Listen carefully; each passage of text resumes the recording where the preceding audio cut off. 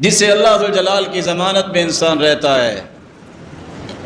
گناہوں سے بچنے کی تمنا بھی ہونی چاہیے اور گناہوں سے اجتناب بھی کرنا چاہیے۔ امام طبری ایک قصہ نقل کرتے ہیں، سمندر میں سوار تھے لوگ کشتی میں، کشتی کو سمندر کے ساتھ لگانے کے لیے جگہ نہیں بن رہی تھی، جوان بھی تھے اور ایک عالم 70 سالہ بوڑھا بھی تھا۔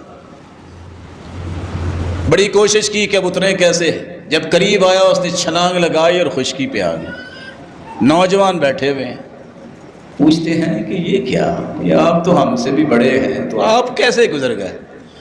کہتے ہیں اس جسم کی حفاظت میں نے ساری زندگی کی ہے کہ اس سے گناہ نہیں کرنا، اللہ نے میری قوت کی حفاظت کی اور آج بھی قوت بات۔ اصمعی بیان کرتے ہیں 160 سالہ شخص میں نے دیکھا، تر و تازہ۔ پھر سے سوال کیا، لوگ تو 60 سالہ بوڑھے ہو جاتے ہیں، وہ تمہاری 160 سال زندگی ہے اور تمہاری چمک دمک اسی طرح ہے، یہ کیسے؟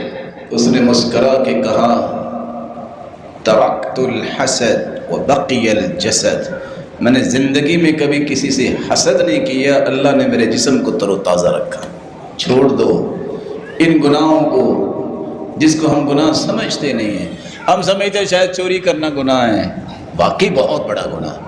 ہم سمجھتے ہیں شاید فراڈ کرنا ہی گناہ ہے، واقعی بہت بڑا گناہ ہے۔ لیکن کسی کے دل پہ حملہ کرنا، نیت پہ حملہ کرنا اور کسی کے بارے میں حسد کرنا، یہ بہت بڑا گناہ ہے۔